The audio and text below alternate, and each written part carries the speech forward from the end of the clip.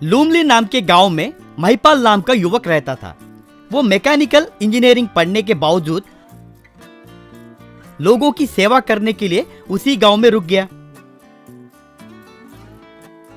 वैसे गांव में मुफ्त में tractor, bike, motor pump repair करके सबकी वाहवाही बटोरता था। एक दिन उसके पिता, बेटा मही, तुझे अमेरिका में जॉब मिलने पर भी तू वहां नहीं गया, यहाँ लोगों के लिए रुक गया। लोग सभी तुम्हारी तारीफ करते वक्त मुझे बहुत खुशी हो रही है, लेकिन एक बाप की हैसियत से तुझे जिंदगी में सेटल होते देखना मेरा ख्वाहिश है बेटा। पापा, जिंदगी का मतलब अच्छी नौकरी या व्यापार करके करोड़ों कमाना नहीं है पापा। हम किसी की मदद करते वक्त उनकी आंखों में हमारे लिए जो प्यार दिखता है उसका मोल आप करोड़ों में भी नहीं लगा सकते।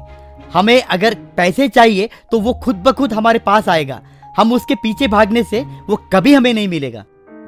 उस गांव से अस्पताल दूर होने के कारण, इमरजेंसी सिचुएशन में जाने की सुविधा ना होने के कारण बहुत लोग मारे जाते थे। वो खबर पेपर में पढ़ने के बाद महिपाल गांव के लिए कुछ न कुछ करने का ठान लिया।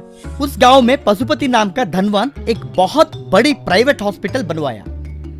उस गांव में सरकारी अस्पताल ना आने के लिए वो तरह तरह से कोशिश करता था। वहां पे आए मरीजों के पास डॉक्टर्स बहुत पैसे लूटते थे। वैसे पशुपति बहुत पैसे कमाने लगा।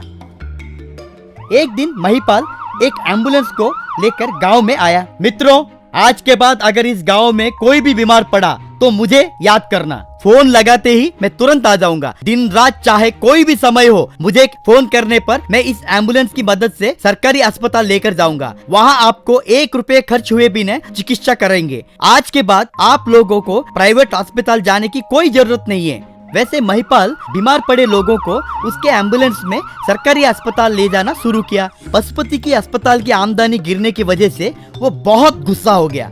बाप रे, इसे मैं अगर ऐसे ही छोड़ दूं तो एक दिन मेरा पूरा व्यापार बंद कर देगा। कुछ ना कुछ करके इसे रोकना होगा, सोचा। बाद में वो रात को जाके एम्बुलेंस के टायर्स में से हवा निकाल देता था। अगले दिन महिपाल टायर में से हवा निकला देखकर निराश होता था।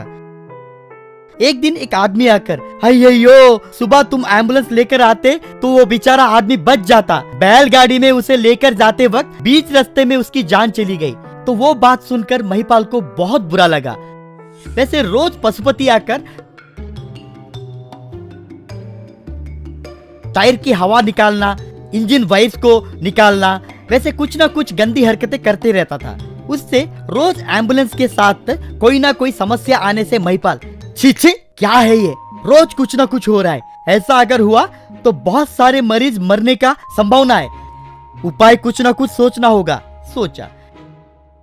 एक दिन वो ऐसे सोचते हुए जाते वक्त उसको गांव के बाहर क्रैश होके गिरा एक पुराना हेलीकॉप्टर दिखाई दिया। उसे देखते ही महिपाल को एक उपाय सूझा।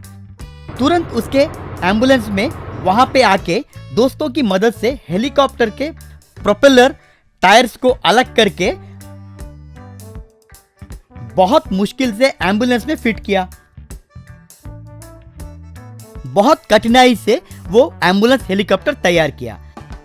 उस दिन के बाद वो विपत्ति में रहे कोई भी फोन करते ही उसके एम्बुलेंस हेलीकॉप्टर में ले जाता था।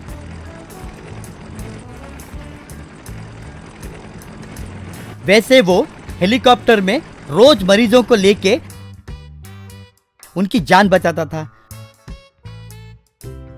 वो सब देख के गांव वाले सभी बहुत खुश होते थे। ये सब देखकर पशुपति को बहुत गुस्सा आया। एक दिन वो पुलिस को लेकर महिपाल के घर आया। क्यों भाई, किसका परमिशन लेके तू वो हेलीकॉप्टर के पार्ट्स इस्तेमाल कर रहा है? वो सेंट्रल गवर्नमेंट का प्रॉपर्टी है। एसआई साहब, मैं कोर्ट से ऑर्डर लेके आया हूं, आप तुरंत उस हेलीकॉप्टर को सीज कीजिए। उससे महिपाल बहुत उदास हुआ। एक दिन स्कूल से आती पशुपति की बेटी को अचानक एक सांप कहीं से आके डंक मारा। अस्पताल में डॉक्टर सभी, सर ये बहुत जहरीली सांप लगता है, इसको हमारे अस्पताल में कोई दवाई नहीं है। जितना जल्दी हो सके उतनी जल्दी आप इसे सरकारी अस्पताल लेकर जाइए, वहाँ पे जरूर इसके लिए दवाई मिलेगी। वो बातें सुनकर क्या करना है समझ में नहीं आके पशुपति तुरंत भागते हुए महिपाल के पास गया।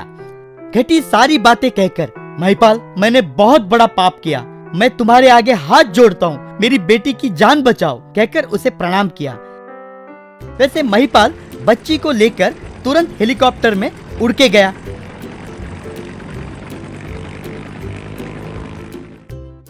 वहां डॉक्टर सभी उस बच्ची का इलाज करके उसकी जान बचाए। बाद में गांव में पशुपति, ग्रामवासियों, मैं आज तक बहुत गंदे तरीकों से पैसे कमाया। हमारे गांव में सरकारी अस्पताल आने के लिए मैंने ही रोक लगाया था। उस गलती की सजा के लिए मैं मेरी अस्पताल को इस गांव के लिए मुफ्त में दे रहा हूँ। आज से आप लोगों को चिकित्सा के लिए कहीं और जाने की जरूरत नहीं है। जो भी खर्चा होगा वह मैं ही उठाऊंगा। वो बातें सुनकर सभी लोग खुशी खुशी तालियां बजाने लगे। बाद में महिपाल ने आविष्कार किया उसके फॉर्मूला को सरकार को दे दिया। उसके बदले में एक बड़ी सभा का आयोजन करके एक सरकारी ऑफिसर नजराने के तौर पे महिपाल को एक चेक दिया। वो देखकर सारे लोग तालियां बजाए और उसके माता पिता भी बहुत खुश हुए।